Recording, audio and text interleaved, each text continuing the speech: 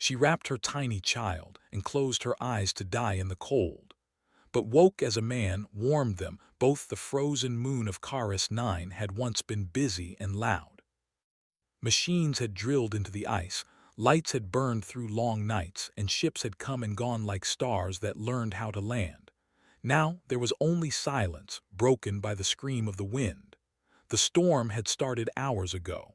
On Caris 9, storms did not arrive slowly.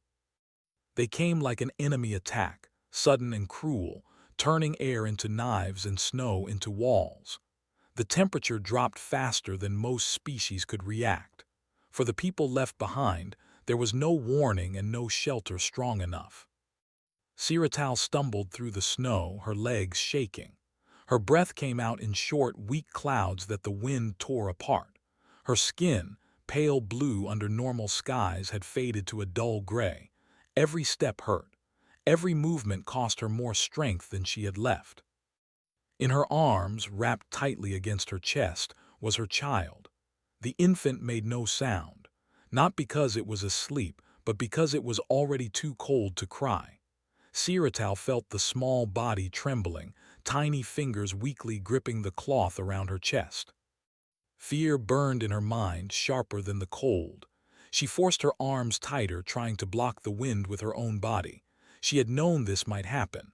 When the mining companies left, they promised help would come. Ships would return. Supplies would be dropped. Evacuation would be arranged.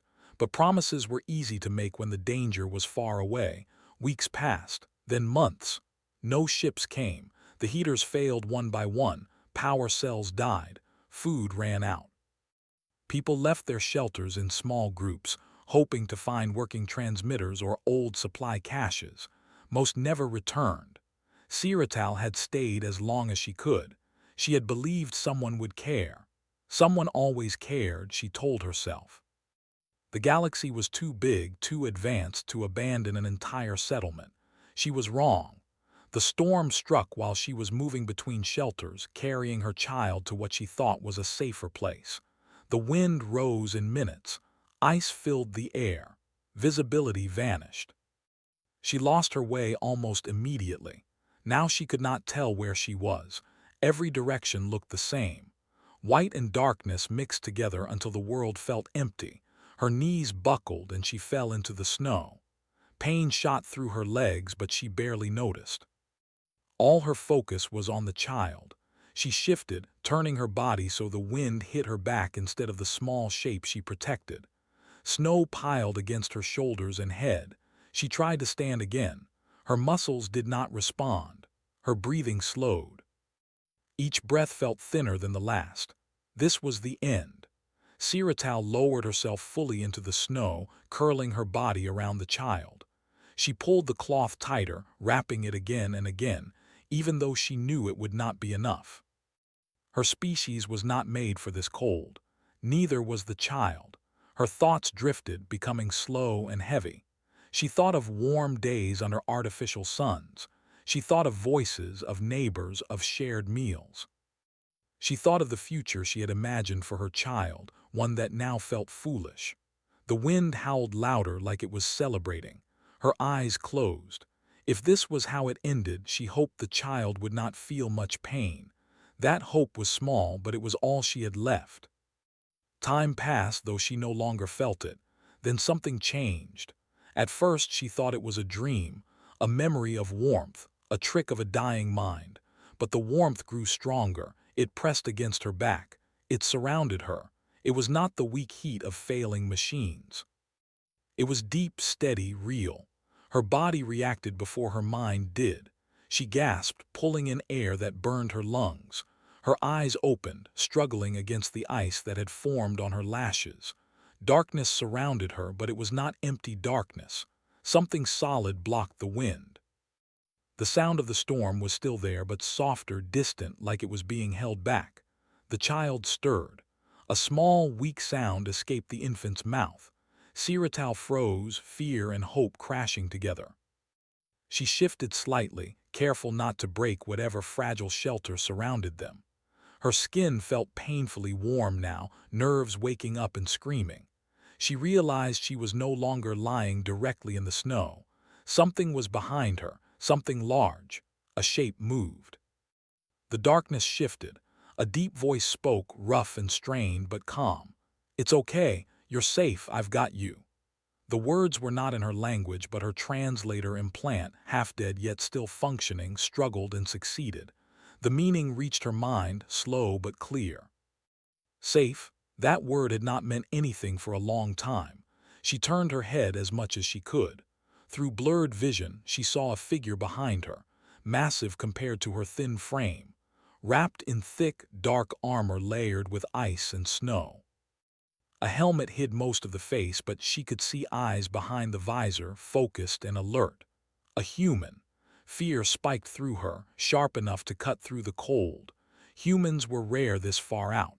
They did not live on abandoned moons. They did not come alone into storms like this. The human was kneeling behind her, his body curved around hers and the child, forming a wall against the wind. A portable heat shield flickered weakly above them, powered by something on his back. It was not designed to protect three people. It barely protected one. His gloved hands adjusted the cloth around the child with careful movements, gentle in a way she had never seen from such a large being. "You're freezing," he said, more to himself than to her. "Both of you." His breathing was heavy, too heavy. She realized the warmth was not only from the shield. It was from him. Humans ran hotter than most species, she knew that, but this was more than biology. This was deliberate. He was pressing his body closer, sharing his heat, ignoring his own safety. "Why?" she whispered, her voice barely a sound. The human seemed surprised that she spoke. He leaned closer so she could hear him over the storm. "I picked up a distress signal," he said. "Old one. Weak. Everyone else wrote it off as interference." He paused, coughing once, the sound sharp inside his helmet. "I didn't." Siratal's mind struggled to understand. One signal, so weak it was almost nothing, enough for others to ignore, enough for him to come alone into a death storm. "For strangers?" she asked. He let out a short breath that might have been a laugh.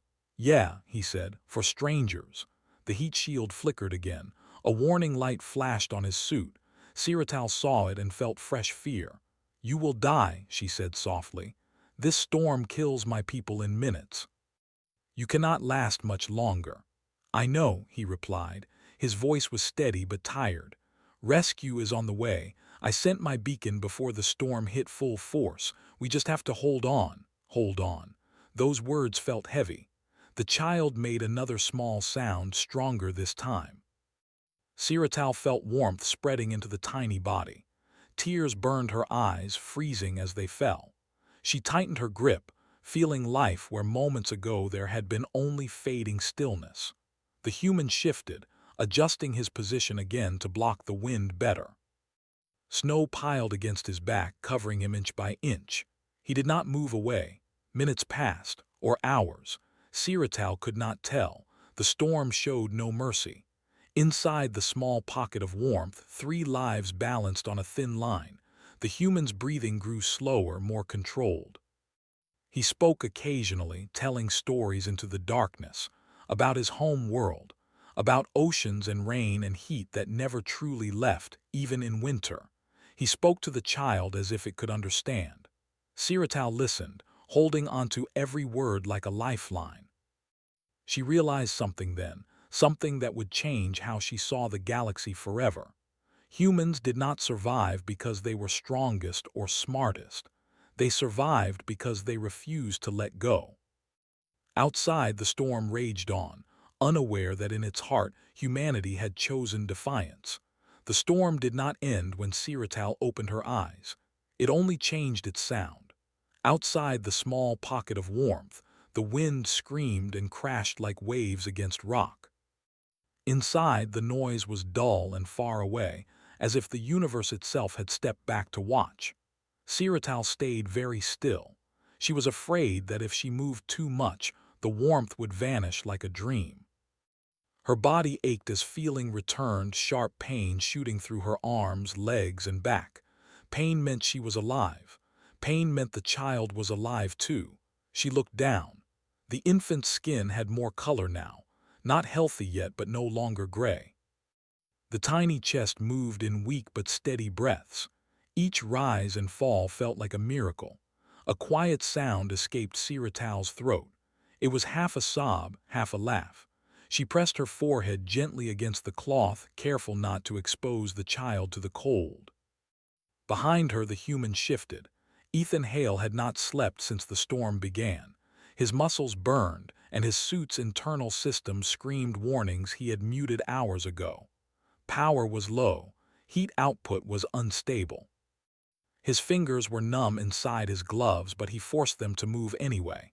He checked the child again, using a small scanner pulled from his belt. The reading was weak but improving. "Good," he whispered, even though no one asked him. Siratal heard the word through the translator and understood the meaning behind it.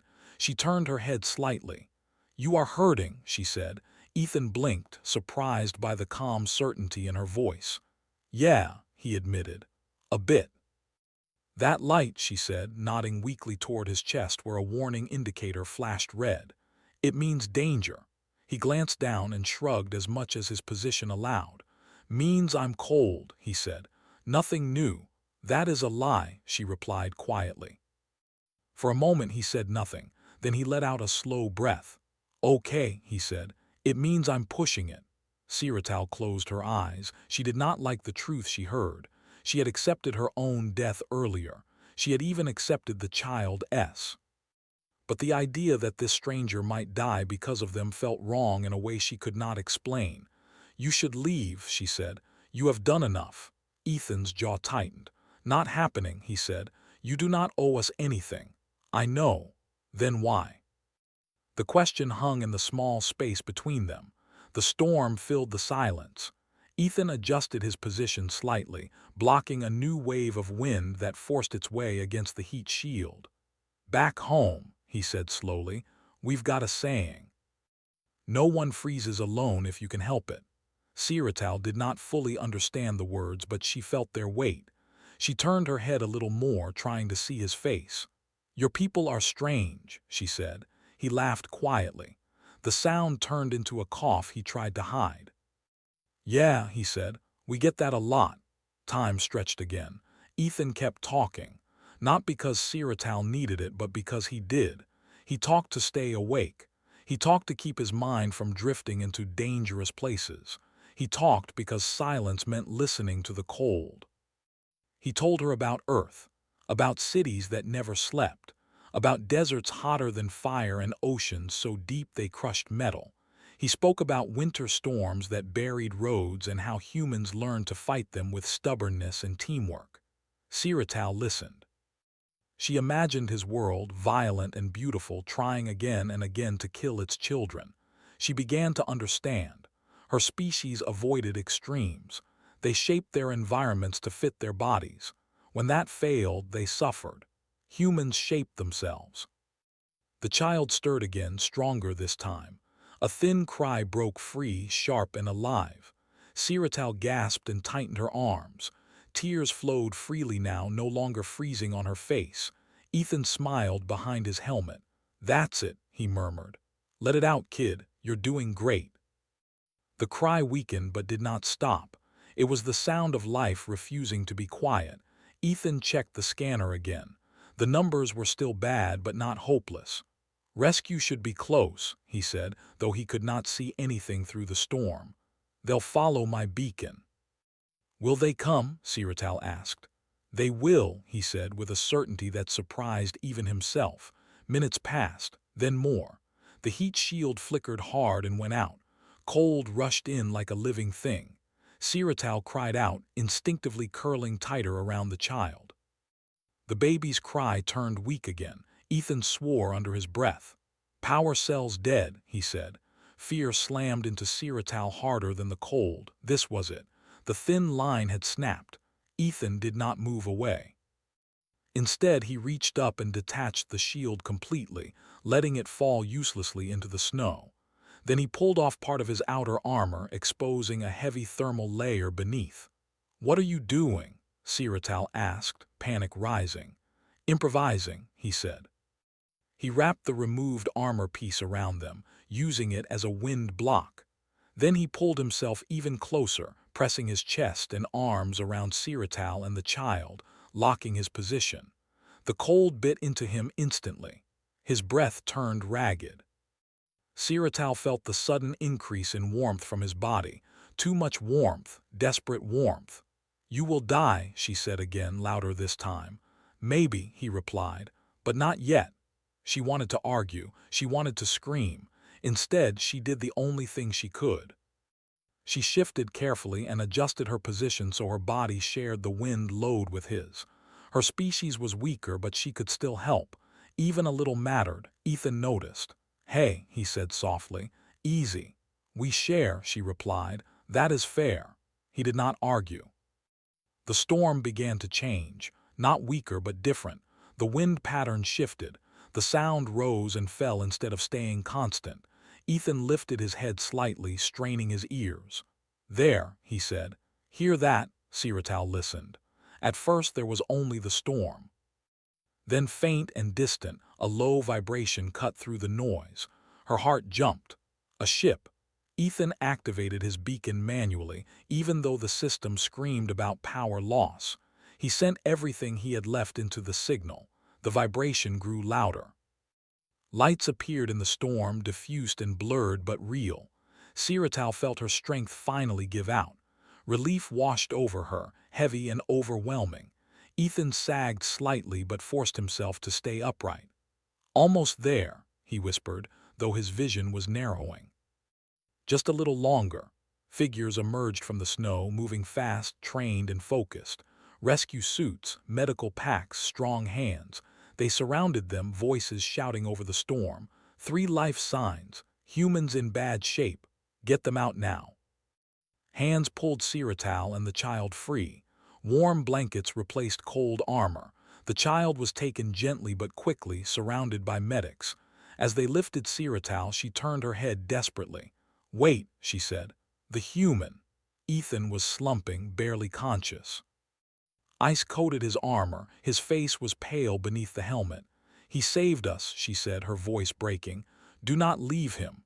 A medic looked at her, then at Ethan, then nodded. "We won't," they said. "I promise." As they carried her away, Siratal watched them surround Ethan, working with urgency and care. For the first time since the mining companies left, since the promises failed, since the cold came, Siratal felt something she thought the galaxy had forgotten. Hope. The inside of the rescue ship felt unreal to Siratal.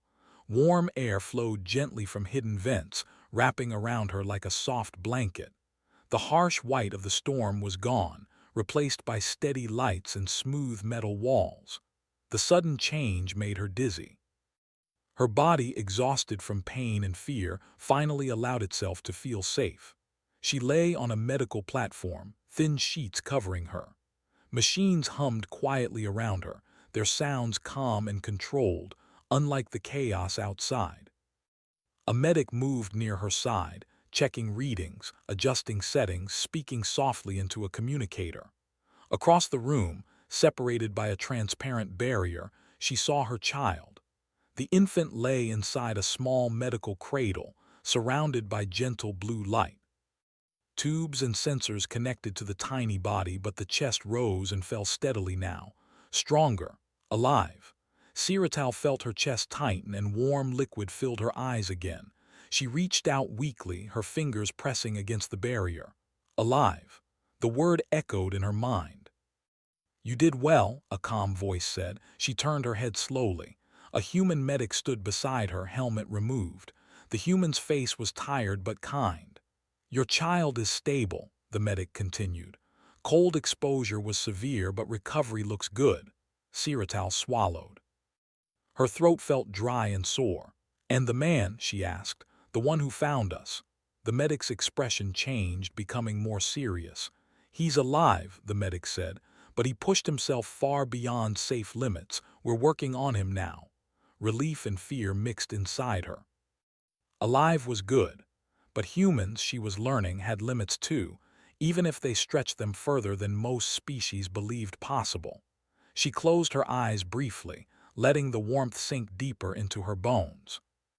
Across the ship, in a separate medical bay, Ethan Hale hovered on the edge of consciousness. Pain wrapped around him like a heavy blanket. Every muscle burned. His skin felt both numb and on fire at the same time. Machines beeped around him, steady and insistent. He tried to move. "Don't," a voice said firmly. Ethan cracked one eye open. Bright light stabbed into his vision. He groaned softly. "Where?" he began. "Rescue ship," the voice replied. "You're safe. Try to stay still." Safe. The word felt strange. His mind slowly pieced things together. The storm, the alien woman, the child, the cold that felt endless. "They okay?" he asked, his voice rough. The medic beside him paused, then smiled. "They're alive," she said, "both of them." Ethan let out a breath he didn't realize he had been holding. His body sagged against the restraints, finally allowing itself to rest. "Good," he whispered. The medic shook her head slightly. "You nearly killed yourself," she said. "Your core temperature dropped to levels that should have caused organ failure. Another 10 minutes and we might not be having this conversation." Ethan smiled faintly. "Yeah," he said, "that sounds about right." The medic studied him closely. "Why?" she asked. "You didn't know them, you didn't have backup. You went into a Category 5 ice storm alone." Ethan stared up at the ceiling. "They needed help," he said simply. The medic said nothing more. Hours passed. Siratal woke again later, her mind clearer now. She felt weak but no longer fading. The pain had dulled to an ache. She pushed herself up slightly, supported by the medical bed. A different medic stood nearby, this one from her own species. The sight nearly broke her composure. "We thought you were lost," the medic said softly. "The storm was too strong." "I was," Siratal replied, "until a human found us." The medic nodded slowly. "Yes, we've heard." Siratal was helped to her feet later, moving carefully through the ship. Her legs trembled, but she walked anyway. She needed to see him. They guided her to the human medical bay. Ethan lay on another platform, surrounded by monitors. His armor was gone now, replaced by simple medical clothing. His skin looked pale, stretched tight over tired muscles. His breathing was slow but steady. She stood beside him for a long moment, unsure what to do. This being, this stranger, had placed himself between her child and death without hesitation, without promise of reward, without knowing if help would arrive. Her species recorded debts carefully. Life debts were sacred, but this felt larger than tradition. His eyes opened slightly. "Hey," he said weakly, "you're up." "You should not be," she replied. He chuckled softly, then winced. "Doctors disagree," he said, "but I'm stubborn." She studied his face. There was no pride there, no expectation, just exhaustion. "My child lives because of you," she said. Ethan nodded once. "That's enough," he replied. She shook her head slowly. "No," she said, "it is not enough. You changed more than one life." He looked confused. Days passed as the ship traveled toward a safe station. News of the rescue spread faster than the ship itself. Data logs, distress records, and suit telemetry painted a clear picture of what had happened. A lone human answered a signal no one else trusted. He entered a death storm. He shared his body heat until his own systems began to fail. Alien observers reviewed the footage again and again. Many struggled to understand it. From a medical standpoint, it made no sense. From a strategic standpoint, it was pointless. From a human standpoint, it was obvious. Ethan recovered slowly. Humans healed well, but even he had limits. His hands shook for days. His lungs burned with every deep breath. Still, he asked about the child daily. Siratal visited when she was allowed. Sometimes they spoke. Sometimes they sat in silence. One day she brought the child. The infant was wrapped in clean cloth now, warm and alert. Large eyes watched the room with quiet curiosity. Ethan stared, speechless. "She wanted to see you," Siratal said. "I think that's your call," he replied gently. She stepped closer and placed the child carefully in his arms. For a moment, fear flashed across his face, fear of hurting something fragile. Then the child's tiny fingers wrapped around one of his. Ethan laughed softly, a sound full of wonder. "Well," he said, "guess I did something right." The child made a small sound, strong and clear. Siratal watched, her heart heavy and light at the same time. She understood now. Humans were dangerous, yes. Powerful, yes. But what truly set them apart was this. They saw suffering and stepped toward it, not because it was logical, not because it was rewarded, but because someone had to. As the ship moved through the stars, carrying survivors away from a frozen death, a quiet truth began to spread through the galaxy. Humanity was not defined by its weapons. It was defined by its refusal to walk away. The station that received them was old but strong, built in a time when survival mattered more than comfort. Its walls were thick, its systems reliable, and its docks always busy. Ships of many shapes and sizes filled the bays, carrying workers, traders, refugees, and soldiers from across the region. When the rescue ship arrived, few noticed at first. Then the report spread. A frozen mining moon, an ignored distress signal. A lone human entering a lethal storm. An alien mother and child pulled back from death by shared warmth and stubborn refusal. People stopped what they were doing to read the details. Then they read them again. On the station's medical level, Siratal stood beside her child's recovery pod. The infant slept peacefully now, breathing slow and steady. The danger had passed, but the memory had not. She could still feel the cold in her bones. Across the station, Ethan Hale sat upright for the first time without medical support. His body protested every movement.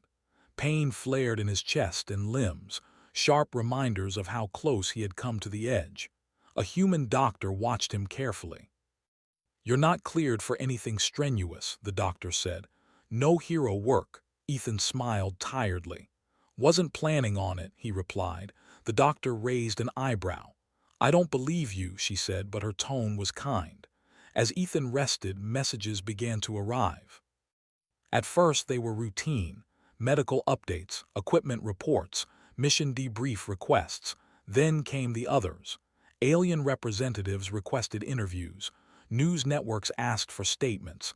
Analysts wanted explanations. Some messages were polite, others were confused. A few were angry. Why would a human do this? Why risk a trained explorer for two non-humans on an abandoned moon? What was the strategic value? Ethan ignored most of them. Siratal did not. Her people had sent observers to the station as soon as the news reached them.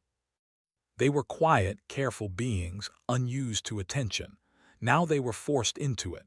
Siratal stood before a small council chamber, holding her child in her arms. The room was filled with representatives from several species. Humans sat among them, listening rather than speaking. "You were prepared to die," one representative said. "Why?" Siratal answered honestly. "There was no help," she said. "No ships, no power, no hope. My child could not survive the storm alone." "And the human?" another asked. "Did he know this?" "He knew," she replied. "He chose to come anyway." "Humans are known for risk-taking," a third said, "but this seems excessive." Siratal looked directly at them. "He did not see risk," she said. "He saw two lives." The room fell silent. Later, in a quieter corridor, she met Ethan again. He walked slowly, supported by a wall, but he was moving under his own strength now. "They're asking a lot of questions," he said. "They always do," she replied. He looked at the child. "How's she doing?" he asked. "Strong," Siratal said. "Stronger than before." "That's good," he said softly. They walked together for a while, saying little. Words felt unnecessary. Across the station, the story continued to grow. Data from Ethan's suit was released publicly: heat levels, power drain, internal temperature drops. Timelines showing exactly how long he stayed past safe limits. Medical experts from dozens of species reviewed the data. Many were disturbed. Some species could not understand how a human body survived at all. Others were more troubled by the decision-making process. Why did he not retreat? Why did he not prioritize self-preservation? Human psychologists were asked to explain. They struggled to put it into clean, simple terms. "This is not unusual behavior," one finally said. Humans evolved in environments where cooperation and sacrifice increased group survival. Helping others is not always logical, but it is deeply rooted. But these were not his people, an alien analyst pointed out. The human psychologist nodded. "Humans expand the idea of our people very easily," she said. "Sometimes too easily." That answer spread faster than the reports. On the station's public deck, people gathered around screens replaying the footage.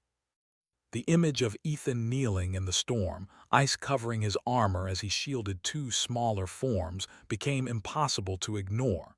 Some felt admiration. Others felt fear. If humans were willing to do this for strangers, what would they do for allies? Or against enemies? Ethan did not like the attention.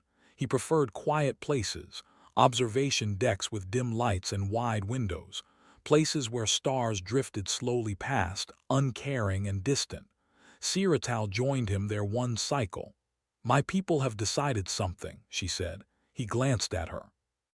"That usually means trouble," he replied. She almost smiled. "They want a petition for protection status," she said. "Formal relocation, shared oversight with human systems." Ethan frowned. "Because of me." "Because of what you showed," she corrected. "The galaxy listens when humans pay attention." He leaned back against the railing. "I didn't mean to start anything," he said. "You started hope," she replied. "That is harder to control." The child made a soft sound, waking briefly. Ethan reached out instinctively, then stopped himself. Siratal nodded.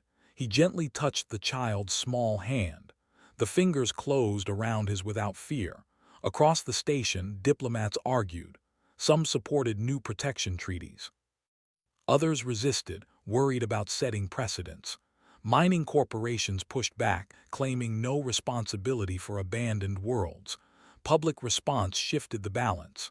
Images mattered, stories mattered, and this story was simple enough for anyone to understand. A mother and child were freezing. A human refused to walk away. Pressure mounted. Within weeks, emergency measures were passed. Abandoned settlements were reviewed. Distress protocols were updated. Signals once ignored were now flagged with higher priority. Quietly, humanity rewrote parts of galactic procedure. Ethan was called before a human council. They asked him if he regretted his decision. "No," he said. They asked if he would do it again. "Yes," he replied. That was enough. When Siratal and her people prepared to leave the station for their new home, Ethan stood with them at the dock. Ships waited, clean and warm, carrying promises that once felt impossible. "You'll be safe," he said. "We will," she replied, "because you showed others how to be." He shook his head. "I just did what anyone should." She looked at him closely. "In this galaxy," she said, "that is rare." The docking bay doors closed. The ships departed. Ethan watched until they were gone. He did not feel like a hero. He felt tired. But somewhere beyond the cold of Chorus 9, beyond the silence of abandoned promises, something had changed. The galaxy had learned that when humans felt the cold, they did not ask whose problem it was. They reached out. And they held on. Years passed, but the memory of the storm never truly faded. On a quiet world far from Chorus 9, the sun rose slowly over wide plains and gentle hills. This planet had been chosen carefully. Its climate was stable, its seasons mild, its storms predictable. It was not perfect, but it was safe. Here, a new settlement stood. It was not large and it was not beautiful in the way rich core worlds were beautiful, but it was alive. Buildings were shaped for more than one species. Paths were wide and open. Heat flowed evenly through every structure. Power systems were backed up again and again, checked daily, never ignored. Children's voices echoed through the air. Siratal walked along a central path, her steps calm and steady. Her body was stronger now. The damage from the cold had healed, though sometimes her joints still ached when the air turned cool. She did not mind. Pain reminded her she had survived. Beside her walked her child. No longer an infant, the child moved with quick steps and curious eyes, always watching, always learning.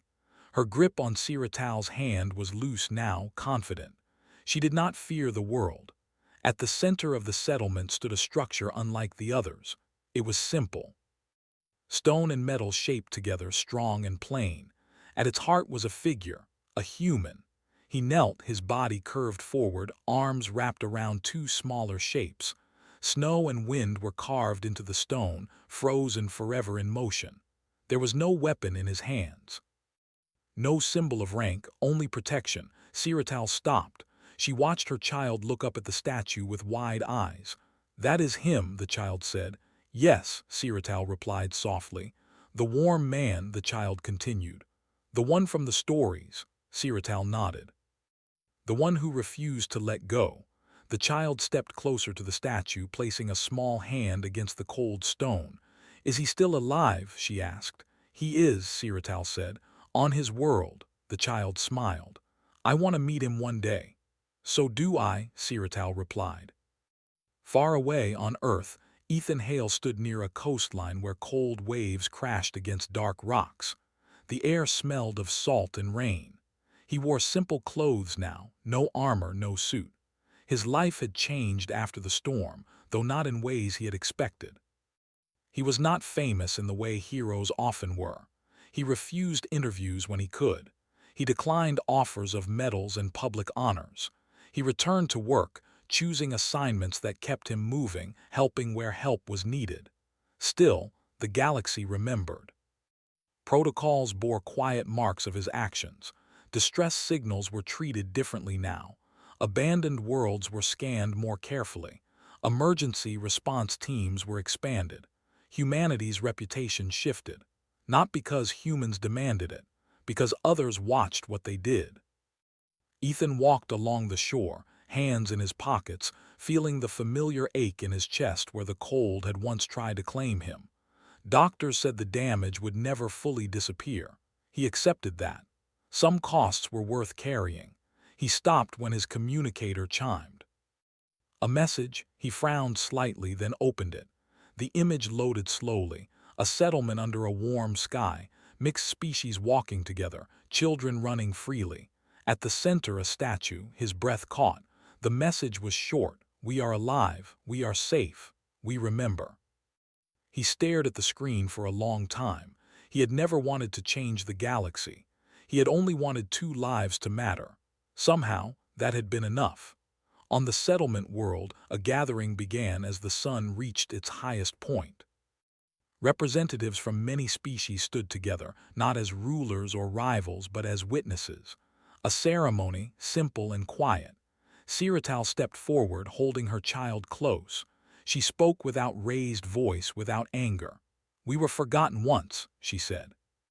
"Not because the galaxy is cruel, but because it is busy. It looks away. It measures worth in numbers and profit." She paused, letting the words settle. "One human did not look away." She turned, gesturing toward the statue. "He did not ask who we were. He did not ask what we could offer. He did not wait for permission." Murmurs spread through the crowd. "He felt the cold," she continued, "and he chose to share his warmth." Her child squeezed her hand. "This settlement exists because of that choice," Siratal said. "And because others chose to follow his example." Silence fell, deep and respectful. Across the galaxy, the story was taught in schools, discussed in councils, debated by philosophers. Some argued that humans were reckless. Others argued they were dangerous. Many argued they were necessary. A species that would cross storms for strangers changed the balance of fear and trust. Allies felt safer. Enemies felt uncertain. But among ordinary people, the story was simpler. When someone was in danger, help came. Not always human help, but help inspired by humans. Years later, a ship landed on the settlement world. It was not large. It did not carry officials or cameras. Ethan stepped down the ramp, his boots touching alien soil for the first time since the storm. He felt older. His hair showed gray now. His movements were slower, but his eyes were the same. Siratal waited for him at the base of the ramp. For a moment, neither spoke. Then she stepped forward and placed her hand against his chest, feeling the steady beat beneath. "You are warm," she said. He smiled gently. "Still am," he replied. The child stood beside her now, taller, confident, unafraid. She looked up at Ethan without hesitation. "You're real," she said. He laughed softly. "So are you," he replied. They walked together through the settlement. Ethan saw what had grown from one moment of stubborn kindness. Homes, families, futures. At the statue, he stopped. "I didn't ask for this," he said quietly. Siratal stood beside him. "No," she agreed, "but the galaxy needed it." The wind moved through the grass, gentle and harmless. Ethan looked at the sky. "Promise me something," he said. "What?" she asked. "Don't make humans special," he said. "Make this normal." She considered his words carefully. "We are trying," she said. "You made the first step easier." As the sun dipped lower, casting long shadows, the statue caught the light. Stone hands holding forever against an endless storm. The galaxy would continue to be dangerous. Cold worlds would still exist. Suffering would not vanish. But now, there was a story told from system to system. A story that said survival did not always belong to the strongest. Sometimes, it belonged to those who refused to let anyone freeze alone. And in that simple truth, humanity found its place among the stars.